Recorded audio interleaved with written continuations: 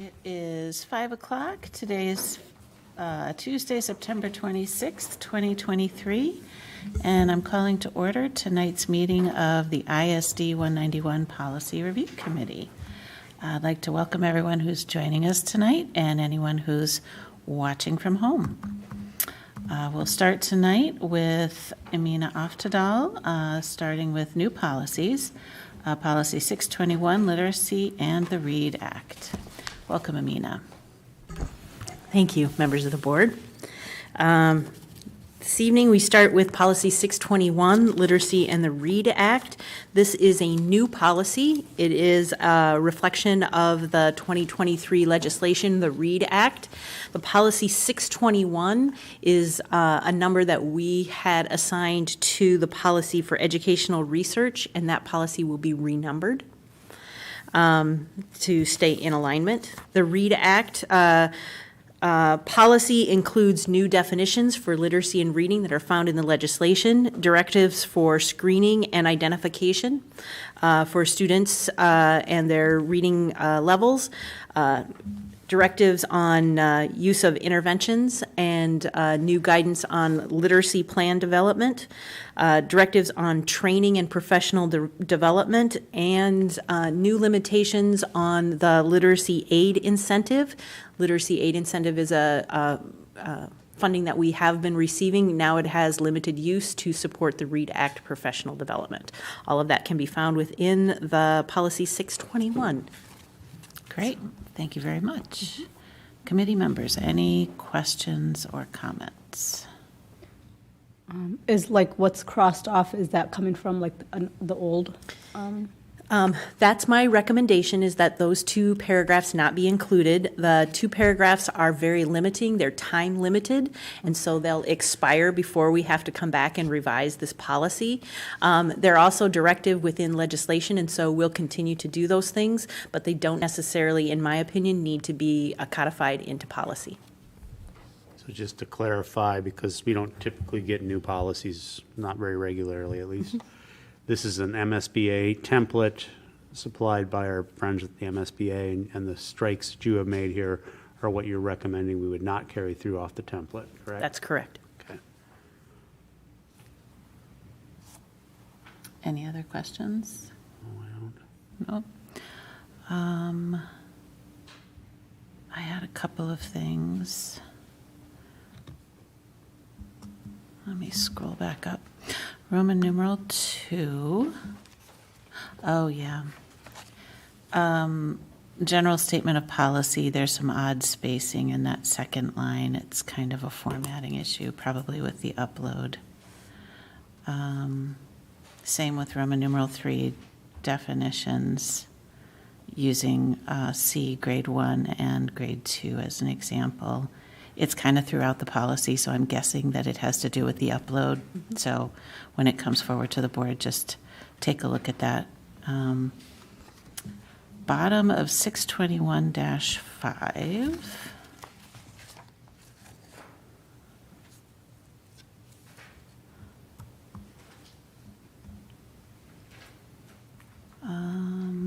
The question is... Okay, it's E. Intervention programs must be taught by an intervention teacher or special ed teacher. Intervention may include, but is not limited to, requiring student attendance in summer school, intensified reading instruction that may require that the student be removed from the regular classroom for part of the school day. And that's really what I'm focused on, is removal for part of the school day. And I guess the question is more our current practice. How much are multilingual students removed from our classrooms today, and how might you expect this policy language to impact our current practice? Sure, those are two separate questions. Yep. The multilingual students are really limited, according to federal Title III regulations, on what parts of the school day they may be removed from. They are expected to be in attendance in core instruction for literacy and math. And the expectation is that they are also fully participating in other areas in which language is not necessarily a barrier for their full participation. In our district, we do identify various win times for our students in elementary and separate courses for our students in secondary. And so they aren't being removed from the regular school day on a regular basis. If they are, then it would be for assessment purposes or screening or other types of special kinds of instructional pieces that are very limited in scope and temporary. During that win time? Yes. Is that, okay. Yes. Awesome, thank you. And then your second question would Yep. be how this applies to students for reading intervention. Yep. We really believe strongly that students need to be participating in their core instruction, and that is why we have set up the structures for win time for reading intervention and separate reading intervention coursework when necessary. Okay, great. And then 621-6, Roman numeral 6, intervention F. The personal plan may include grade retention if it is in the student's best interest. A student may not be retained solely due to delays in literacy or not demonstrating grade level proficiency. I get kind of a similar question. Sure. How might you expect this policy language to impact our current practice? Sure. Our current practice is really guided through our policy 513, which is promotion and retention. And so we do follow that process very carefully, in which we consider not just grade level reading proficiency or any delays in reading performance. Instead, we look at the whole child as dictated and guided by that policy and that procedure. Do we retain students? We do retain We do, students. okay. It is on a very limited basis, and it requires in the procedure of the policy for us to really examine the research and the evidence base that will ensure that student success overall, and following those particular procedures, which involve an assessment team and looking Based at on all. the whole child? Yes, based on the Awesome. whole child. Thank you. All right. And I think that was, yeah, awesome. That was all that I had. Thank you, Amina. Appreciate that. Yes, and I think your questions are well pointed, simply because the policy allows us that opportunity. We know that we want to act in the best interest in our school district and the guidance for what we believe are best practices. Right, yeah, thank you. All right, next, we're staying with you, Amina. Policy 624, online instruction. Yes. Online instruction, policy 624, is a full-scale replacement. The legislation from 2023 this spring did make a shift. The shift provided new definitions, and we are actually eliminating the Online Learning Option Act. This is a reflection of the new kind of broad understanding of the value of online instruction and how it may take place not only as a full comprehensive learning environment, very much like our virtual academies, but also as a supplemental learning tool for students to access online instruction for singular courses. And so this guides those procedures and how we would count those things for graduation requirements, and really that reflecting that broad availability of virtual learning as a strong option for students to as part of their comprehensive learning environment. Great. Committee members, questions, comments? I don't have anything. No? All right. And I'm sorry, I forgot with the first policy, 621, and also with this one, these will be on first reading. And I had no questions on 624. Thank you, Amina. All right. Next, we'll move to policies with changes. And Dr. Chris Belmont, policy 299, student representative to the school board. Good evening, board. Policy 299, student representatives to the school board. This is a local policy, not governed or with no MSBA suggestions. Just some small tweaks to and really to try to better capture our process and the fact that student leadership has taken on additional forms beyond our student council. So you'll see under 2D election, the high school administration and student leadership councils shall establish the date, method, and process. So we still continue to consult with our student council, but also our diversity, inclusion, belonging council. And then that also leads to E2, and I do see there's a letter there. Student should not be capitalized, so we'll fix that. The student backup for the student representative would come from the runner-up in the identification process, rather than the student council president as previously outlined. Great. Thank you, Dr. Belmont. Thank you. Questions or comments? I'm not sure if what you were noting is there is a slight typo, at least in the online version. It reads, the Burnsville High School, and you're striking student council president, the runner-up in the identification. Take that second "the" out. Yep. That's all. Same. Thank you. Thank you, Director Miller. We'll fix that. We'll correct that. Sophia, anything? I had the same thing. Awesome. Yeah, I appreciate that we're updating this policy to reflect the actual practice and that we're not reliant on a single body within the high school, rather, a couple of different councils. I think that's great. So thank you. Thank you. Next, and that is first reading as well, Jamie. Next, policy 504, student appearance, staying with Dr. Belmont. Yeah, thank you. So policy 504 was in front of our committee in September as well. So we reviewed some of the legislative changes and adopted those recommendations per the committee suggestion. The two of the main changes in statute refer to how we are working with students around hair and also for wardrobe around our American Indian students. And then Dr. Battle is going to, Superintendent Battle is going to take the microphone and add some additional suggestions. At the last policy review committee, I did share, based on your questions, I would bring some recent case law. So if you note under legal references, the changes do have some case law, but there has been a recent one this summer where federal appeals court found that a public charter school policy violated the 14th Amendment. In that case, it was in North Carolina.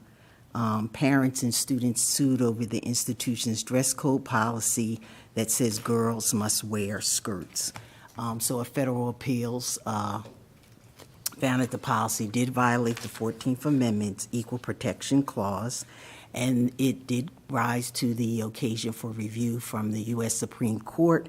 They decided not to hear the case, and so the lower court ruling stand. And that's the most recent one that MSBA gave us to support that any dress code policy shall not discriminate based on gender, race, religion, ethnicity. It also may violate the Title VII of the Civil Rights Act also. So we are recommending, in addition to the legislation, that 2C1 also have a strike-through for your consideration. 2C1, Yes. I'm not seeing that in the document. It's, Roman numeral 2? Roman numeral 2, general renumber. statement of policy. There was some reformatting, so that C1 was from our original. Let me, Oh, that's right. When we put the legislation, it's a different one. I'm sorry. let me refresh and see if maybe I'm not looking at the See? most current version. Where did it go? Could be me. Are you guys seeing it? I have. Yeah, have and it? this, tops that are low cut expose the midriff, and other clothing that expose undergarments. And it's- Let me see if I can find it, and then I'll come over if I can. Okay. This is what happens when I leave my tabs open. You have to refresh. Yeah. I don't know the last time when I printed this. Was it Okay, refresh? I'm not seeing it. Sorry. You don't see it? Do you see it? I could But pull it that's, up. on but my- there's no change to it. That's correct. Because you asked us just to bring back the legislative changes. Yes, But if there's a recommendation for change, that would be in the document, right? Yeah. so I think what we were asking, because the direction last time was to bring only back the Only legislative. back the Got it. So we are legislative. Got asking it. the board to Okay, so this is consider, verbal got it. yeah. Okay. Okay. We still have concerns with 2C1. 2C1. Yeah. Well, and I think the reason that midriff is there, it's not gendered, because if someone wears a football jersey, right? Male, female, gender fluid, I would expect that staff would enforce that with that student as well. Right. And then I was in high school in the 70s, so that was the style Yeah. to wear, both genders, with the bell bottoms and the platform shoes.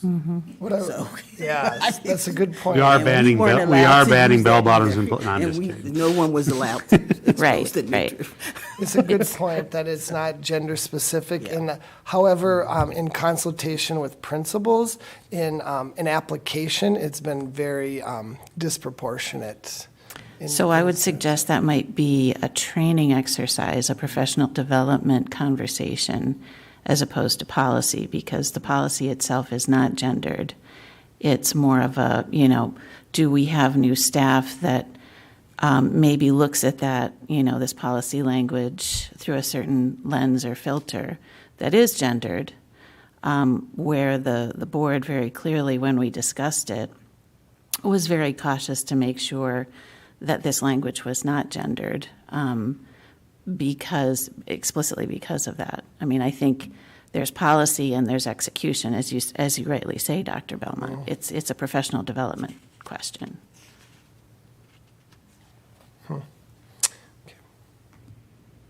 Are we implementing policy the way the board originally intended? And I would challenge you to say that midriff is anything but ungendered.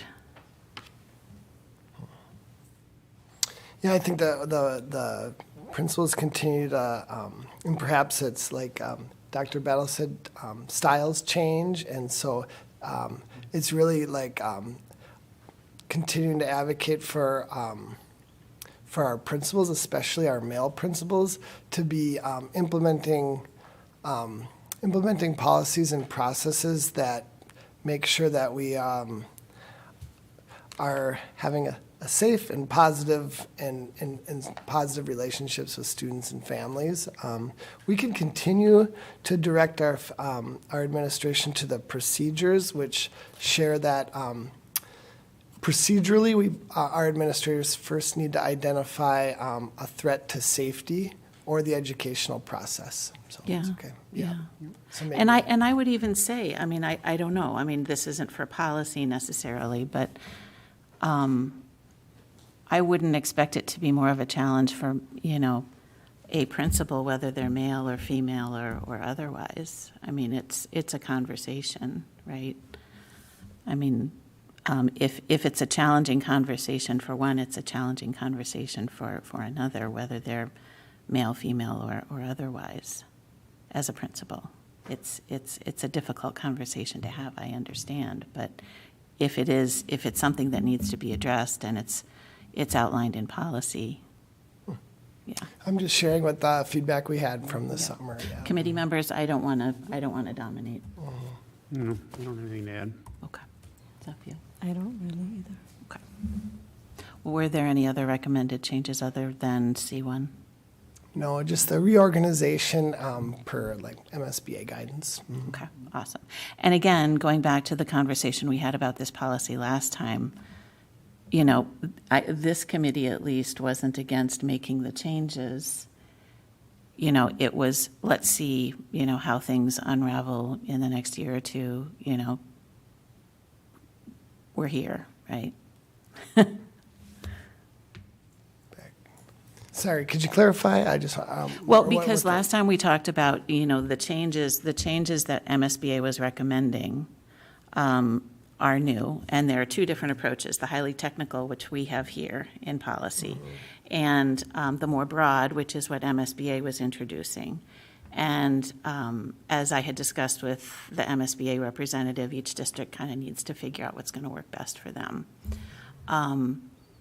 And the committee's decision was, let's hold on making the more, you know, changing policy from more technical to broad and see where other districts go, right? Okay. See how things unravel, because we know that there have been other policies that we were on the forefront of, we hadn't really considered the implications of, and we just want to take a more cautious approach. You know, certainly policy change can always come forward because the committee is always meeting. You know, maybe next year bring the changes forward.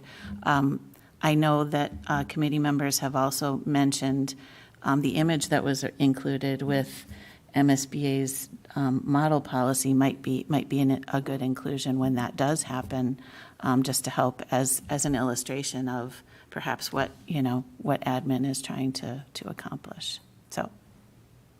But, you know, that will be for the committee at that point to determine.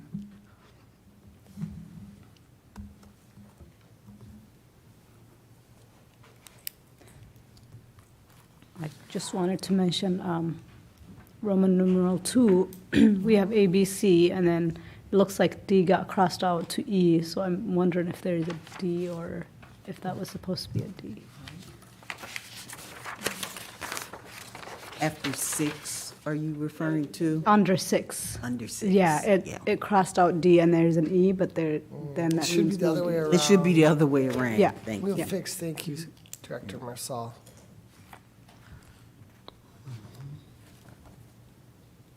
Any other comments, committee members, about this policy and the legislated, you know, the legislature changes? Not at this time, no. Okay. All right, so we will put this on a first reading. And next we'll go to policy 418, drug-free workplace, drug-free school. Dr. Belmont. Yeah, policy 418, drug-free workplace, drug-free school. Thank you, Director Alt. It reflects new legislation around legislation around legalization of marijuana that went into effect, I believe, August 2023. It also includes expectations for schools to implement programming as outlined in Section 5. In Section 5, it should be 6. So I'm seeing another error. I'll fix that. Section 6, school programs. Just direct your attention to that. The school programming should go into effect in the 2026-27 school year. And then it kind of outlines what those programs should include to help our students better understand potential risks and realities when it comes to substance use. We'll partner with Director Oftedal and CISA to assess what's currently in our curriculum that matches some of this guidance, as well as adding and making sure that we are meeting these standards by 2026-27 or earlier. Awesome. All right, committee members, any comments or questions? Just briefly, I see there's some addition around edibles in the language. Is it generally accepted that liquids infused liquids are considered edibles in the category of edibles, or do we need to be calling those out independently?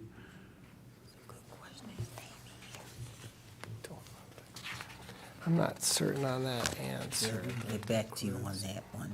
Only I say that because my understanding is there's quite a growing field of, I mean, edibles are innocuous as they are, gummies are, but a can be, I think, with what I assume is going to happen in the marketing and all that, it'd be hard for staff members to know that's not an energy drink versus a.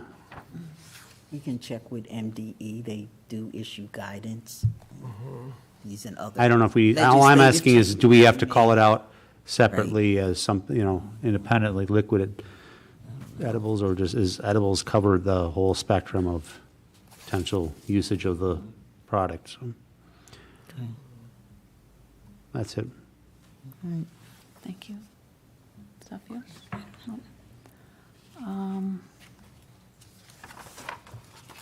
So on 418.5B, number 1, Okay? the fourth line down, writing of his or her conviction of any criminal drug statute, writing of their conviction.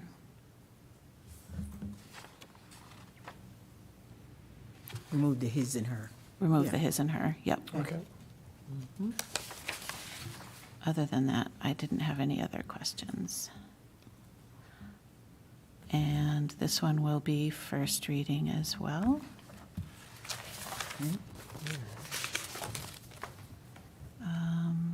Next, we'll go to tobacco-free environment. Thank you, Dr. Belmont, Thank you. with Amy Petrovsky. Hi, good evening. We're going to be talking about policy number 419. The last time that we had reviewed it was back in March of 2022. The addition that has been added to this one is on page 419-3 under section 4A. And what that does is it clarifies the purpose of a Native American. I mean, it always allowed the Native Americans to be able to carry tobacco. And now what it does is clarifies the purpose of the and what it can be carried in. Awesome. Thank you. Questions or comments? No. All right. 419 will be on first reading. Thank you, Amy. Next, we'll go to policy 425, staff development, with Amina.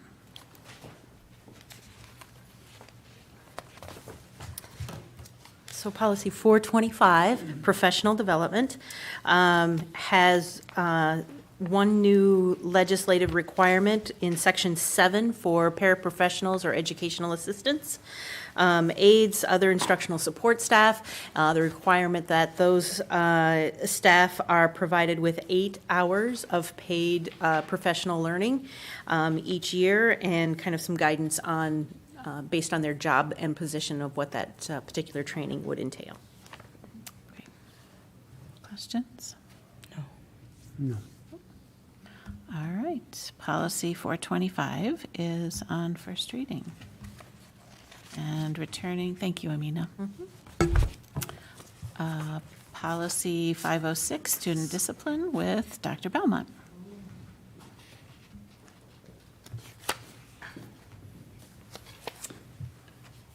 Hello again. Policy 506, student discipline, had significant revisions.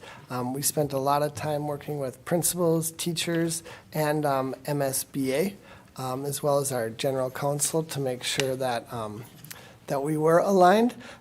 Most of the changes you'll see are School Board Association recommendations, including the use of non-exclusionary discipline language, and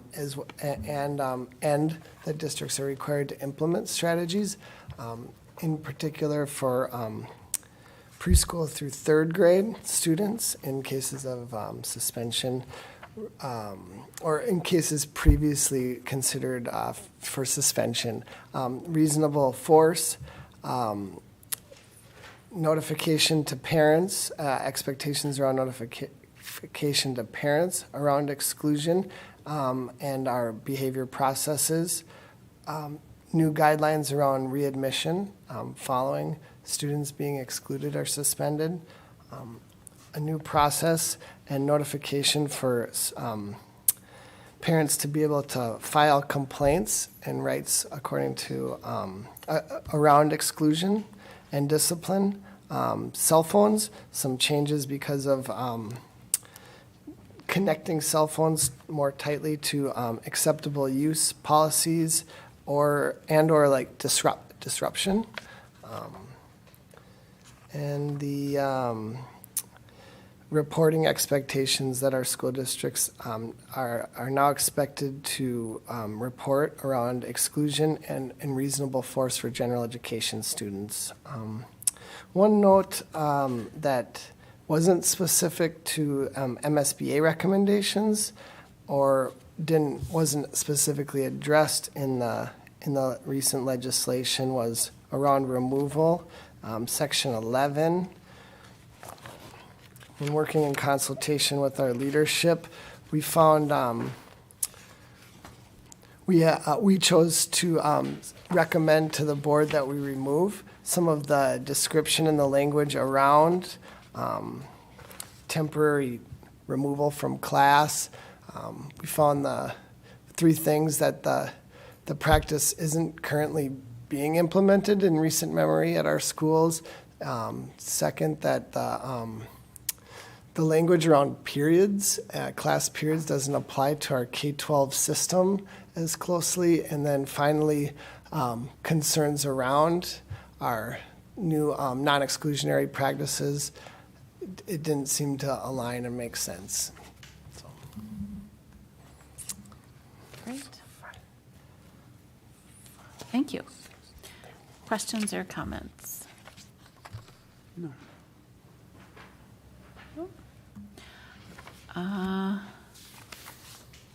One was, and I noticed this with a couple of them, and I think it started with MSBA, so it's kind of a find and replace comment. We Okay. have pupil and student in this policy, and I guess, do we have a preference, do you have a preference as to whether we use pupil or student? I don't know that, I know we talked about it previously, and it really didn't make much of a, The statute goes back and forth between Does it? Okay. pupil and student. okay. I think most of our policies use student, but does it matter to you? No. Can we do a find and replace and just do student? Or as long as it's not going to make a difference as far as statute goes? We could double check with MSBA, and then if there's no concerns, we can go forward with student only. And if it does, keep it where it needs to be, pupil, and that it wouldn't have to come back to us for something like that. Thank you. 506, page 506-8, number 22. I think you might want to check the policy reference. 506.8. Yeah. Clarify the, Number 22, I think it's 634 that you want to reference, not 524. Electronic technology is acceptable use as opposed to internet acceptable use, but sure.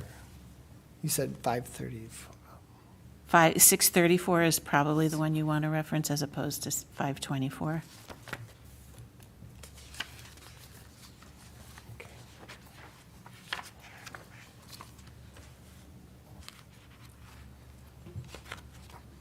Okay.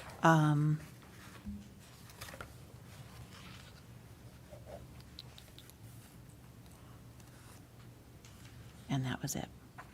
So this one, 506, will be first reading. Okay, thank you. Next, we'll go to, yep, thank you. Next, we'll go to Policy 509, Enrollment of Non-Resident Students with Stacy Sovine. Good evening, board members, members of the committee.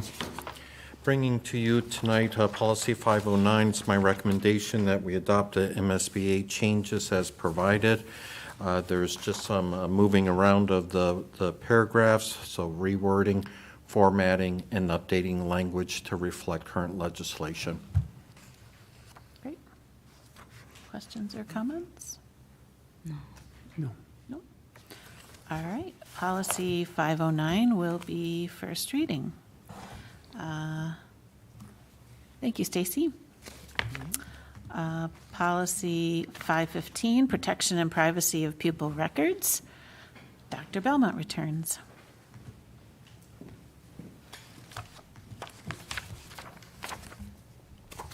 Thank you.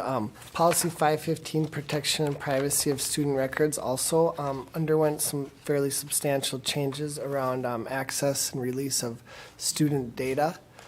So we chose to recommend adopting the MSBA recommendations.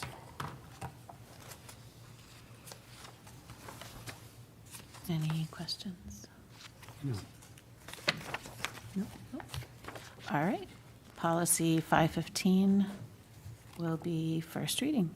Okay, thank you. Policy 516.5, overdose medication with Amy Petrovsky. Yes. Good evening again. This policy was last reviewed in April, and that is when we started building that policy. What legislation did is added the information that they needed to making sure that sites had 2 doses of the medication in case we need to provide that overdose medication twice to the same person. And it also added that we have to have an under our doctor medical orders in order for us to be able to prescribe it. And the last thing that they did is they allowed our licensed practitioner nurses to be able to provide that without their licenses being in jeopardy of losing, do that. So all of it follows the legislation. Great. Questions, committee members? No. It's been kind of interesting to see the progression of this policy from the time that it was first introduced to now. It just keeps coming back. It does. It will probably come back again. It probably will. Thank you, Amy. This will be a first reading. Next, policy 532, use of peace officers and crisis teams. Oh, Amy, you're, Oh, yeah. sorry, you're next. Reasonable force.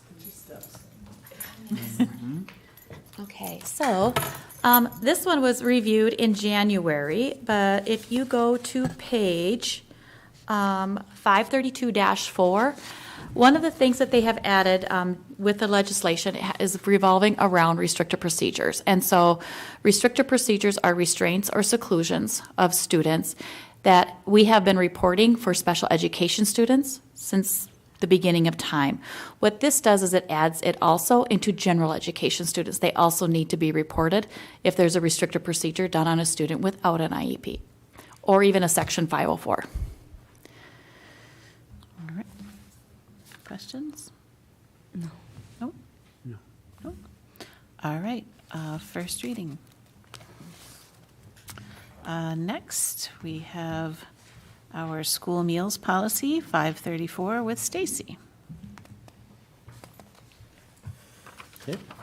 534 is a fairly new policy as required by state statute in 2021. It is being updated to reflect the new legislation that occurred this spring around free meals for all students, recommending following MSBA's recommendations. Okay. Committee members, any questions? I don't know. I do have a quick question around, I know our policy, and sorry, I don't know exactly what the language is, but I know that, we have not denied students whose balance has gone negative in the past, a meal, right? But now the core meal is free. Are we still allowing them to purchase a la carte if they have a negative balance? Okay, Not a negative meal or a second meal. right. So the Any fir- usage of funds Right. beyond that core, okay. And my question dovetails that. How are we avoiding identifying students with negative meal balances in that process? In that à la carte process? Like I'm a student, I have a negative balance. How is it that that anyone around me doesn't find out that I have a negative balance when I want a second meal? I don't know the answer to that at this point. I would imagine, since it is a second meal and we're not denying the first meal, that it's fairly direct. But I'll get that information for you. That would be awesome, because we are saying that we're not identifying. Where does it read can you read the language about not identifying? 534 2E.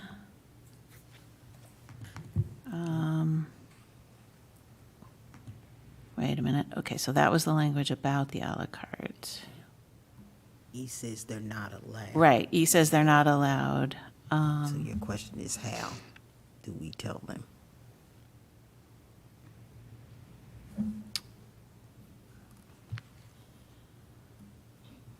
Good question, Eric. 'Cause I guess personally, I don't know how we can, I mean, I think it puts a rather large onus on the staff running a rather rapid lunchroom scene. I mean, they don't have to yell it out, but they simply say, I'm sorry, you don't have the funds for this additional item. I don't know that wanting to buy a candy bar or a second meal or whatever is necessarily indicative of, and not having funds in your account is indicative of I don't know that that's creating an undue burden on the student. It's Maintain the dignity of students by prohibiting lunch shaming or otherwise ostracizing the student. where is that listed? That's in the purpose. I mean, again, I don't think simply saying, I'm sorry, your balance is zero, you can't purchase this today is going to shame the student anyway. In that purpose, it does use the word minimize, It does. so you're not shouting it out. Yeah. or I guess I'd like to understand the process, yeah. And I'll go back and reread the policy, because I know previously when people were paying for their lunch, it was a bigger deal, right? Yeah, and to me, the Yeah. purpose was to not have a child sitting at a table, not eating, and hungry, and clearly that's a shaming circumstances because they couldn't get anything to eat, but this is a little bit This different. is different, yeah, or eating something different than everybody else, yeah. Right. Yeah, And we do try to take a proactive step under 3A. So if a balance is becoming low or does go negative, the district will reach out to the parents. right, right. Yeah, I just liked on personal reference, I mean, again, practice, just feedback. When we started the school year, I got notice that all my accounts were zero, and I thought, that's odd, because I'm pretty sure I was trying to run it up to the line, and I went back and looked at the history, and I actually had like $1 or $2 in each one of my kids' accounts, and it was paid by the school, or it was zeroed out or whatever. But I never got any kind of email notice about any of that. Now, I do normally get notification when it says throughout the school year, if I'm getting low, it'll say your account is low. But I didn't get any kind of accounting on that at the end of the school year. Just FYI. And I do also know that we are switching over with our systems. Okay. So some of that may be in the alignment with The those. process. Okay. All right. So this will be a first reading. Let's see, next, thank you, Stacy. Policy 601, school district curriculum and instruction goals. Emina.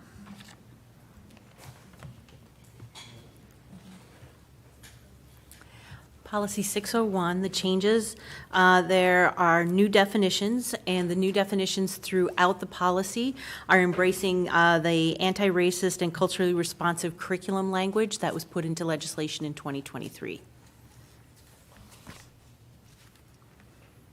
Questions or comments? I would also like to add that at the end there, any language that was referencing local literacy or literacy plans has been removed as well, since that has been moved to policy 621. Got it. I do have a quick question on the Roman numeral 3 definitions, H, institutional racism. So the language here is straight from the legislative process, is that correct? That's correct. Okay. I just personally, it's unfortunate that they chose to define institutional racism defined to certain groups of people. I mean, racism is a broad term, meaning it could apply to anybody. But if we're adhering to language from the legislative process, and that's what it is. So, Yes. thank you. Sophia, do you have anything? No, you're good? All right. And you asked my question, so I did? you did, yep. First reading it is for policy 601. Thank you, Amina. Next, policy 602, organization of school calendar and school day with Dr. Belmont.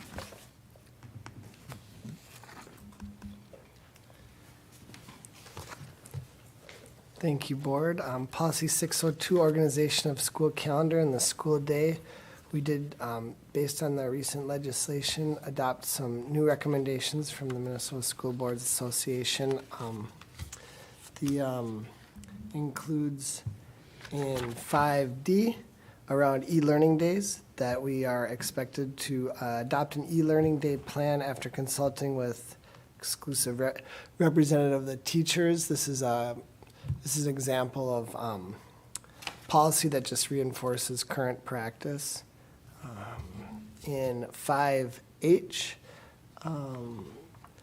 some additional language around making sure that we're paying employees full wages in the case of e-learning days. And finally, in the legal references, the addition of Juneteenth.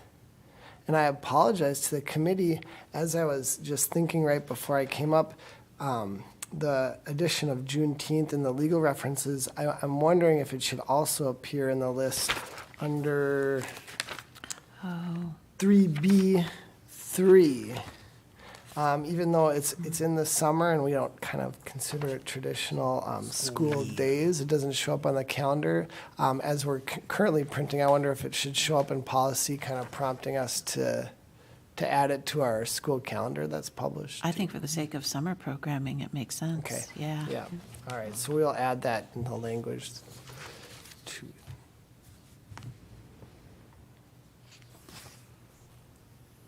Questions or comments? No. I think my only comment is probably a little nitpicky.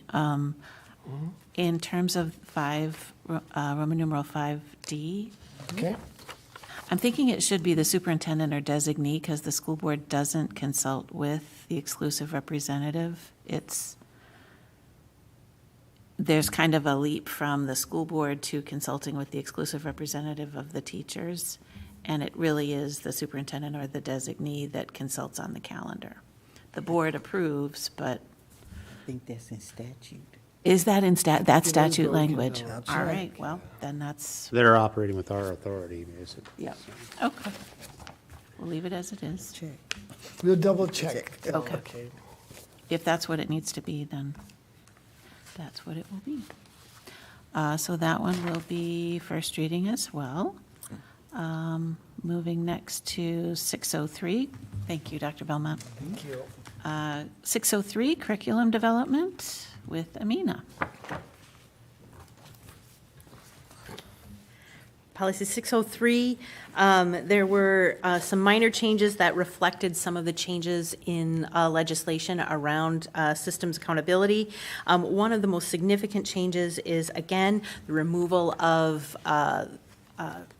local literacy plan and anything related to literacy, as that has been encompassed in policy 621.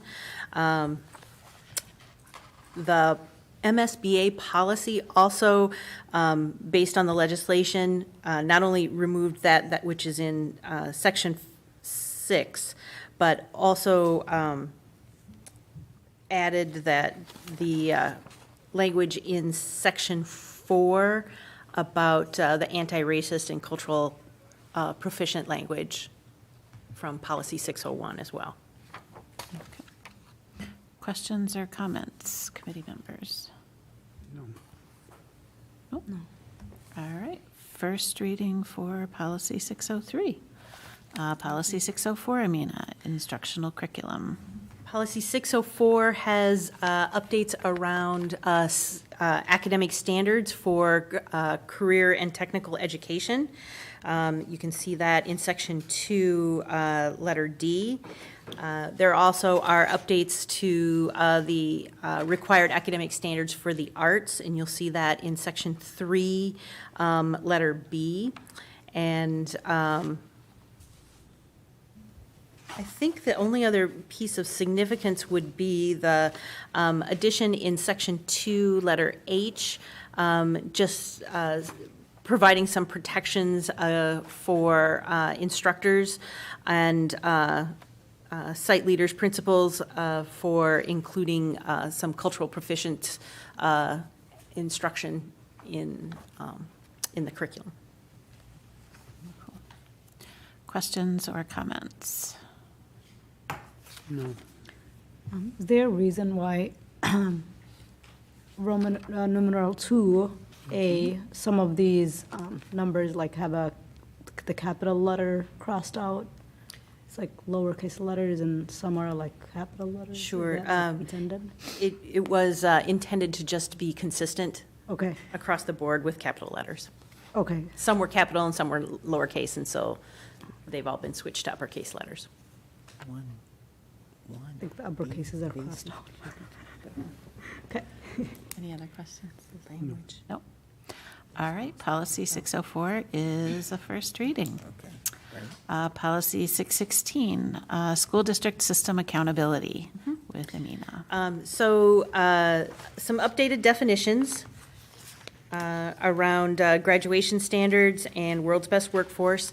These, again, are related to the new READ Act. READ Act and world's best workforce indicated one of the set goals as being reading at the end of grade 3. The READ Act asks for us to indicate students who read at the end of each grade level. And so that's been included in there. There has been some reorganization based in the legislation in the 2023. And some items, for example, some items have been moved to policy 603. So there was some reorganization with MSBA about where these might fall in the policies, and so we just reorganized along with those. So you'll see that reorganization in section 4C. And so there was been some renumbering for those as well. And then we updated references, policies and legal references with statute. Great. Questions or comments?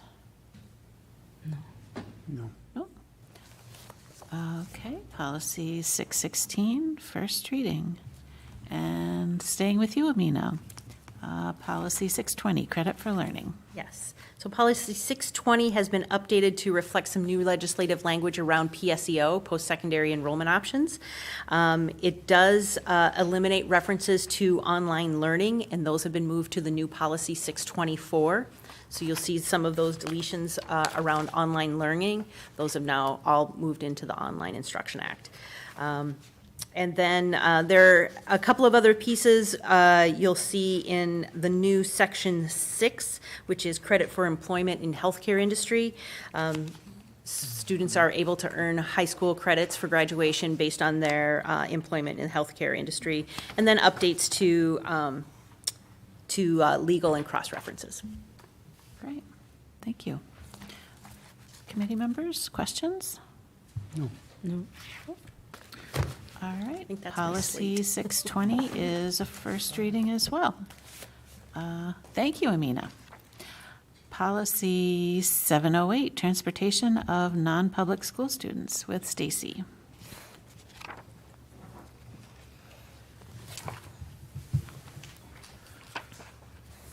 Bringing to 708, I'm going to recommend the MSBA recommendations. It does reflect some new reporting requirements by the district to the state.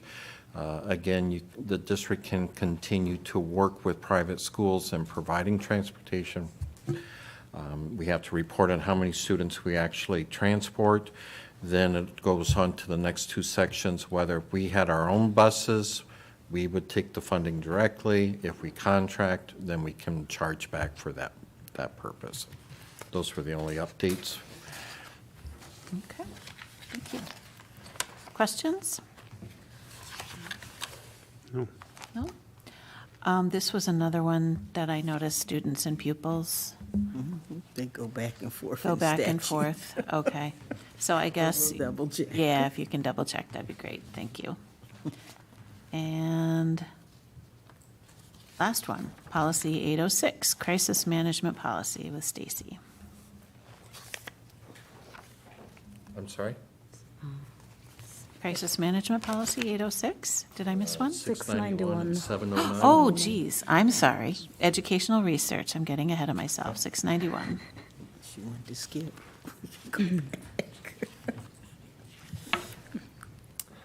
Policy 691, educational research. This is just a nominal change, the number changing as referenced by Director Oftedal with the new READ Act.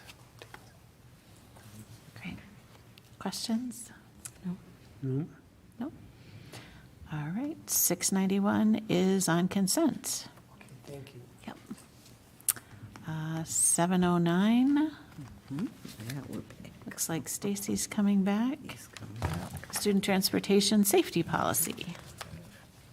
Please, don't get me wrong. I'm all about jumping to the end as soon as we can, so. I didn't mean to fast forward.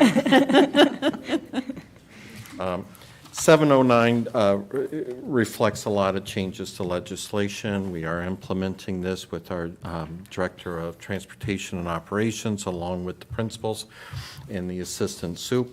But many of the language changes are just those that are required under statute. Comments, committee members? No. Another student and pupil question. First reading as well. Now I think we're on the last policy. Now 806. 806. 806, MSBA is just recommending updating to language items. Really, it's just his or her for their emergency crisis operations along that line. Probably the biggest thing of note is under 4, the active shooter drill or an active shooter scenario. Those are two different things. Those are new requirements for districts to implement. So if we do a lockdown procedure with the idea that it's revolving around a active shooter, we would have to notify families, we'd have to provide support services, debriefings, opt-out options, a number of different things now that are required of the district. Then one other change under 2A, second paragraph, another place where the superintendent or designee reviewed and approved the site crisis management, and now goes to the school board. All right, thank you both. Questions? Oh, kind of a sobering addition to the policy. I did have a couple of comments. Okay. I had noticed that, Dr. Battle, the change with the presentation to the school board, that was new. 806.11, all the way down.